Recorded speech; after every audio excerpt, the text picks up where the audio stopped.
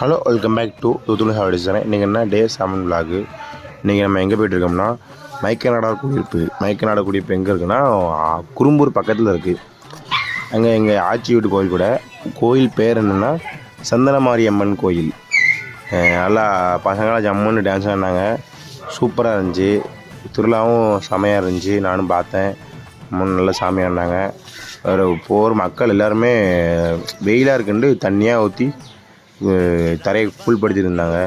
அது ஒரு நல்லது. ஏன்னா இன்னைக்கு பொழுதில் வேறு இங்கே வந்து இந்த பேப்பர் கேஸ் பசங்க வச்சுருந்தாங்க. இது நல்லா செமையாக இருந்துச்சு. நல்லா இதாக இருந்துச்சு. ஆனால் ஒரே ரோட்டு காற்று வேறு இந்த பக்கம் அடிச்சிட்டு அதுக்கிட்ட சாமி எங்கள் இடத்துக்குலாம் வந்துச்சு. அதுக்கிட்ட நாங்கள் சாமியெல்லாம் திருநாள் வாங்கிட்டு அதுக்கிட்ட திரும்பி கோயிலுக்கு போச்சு சாமி.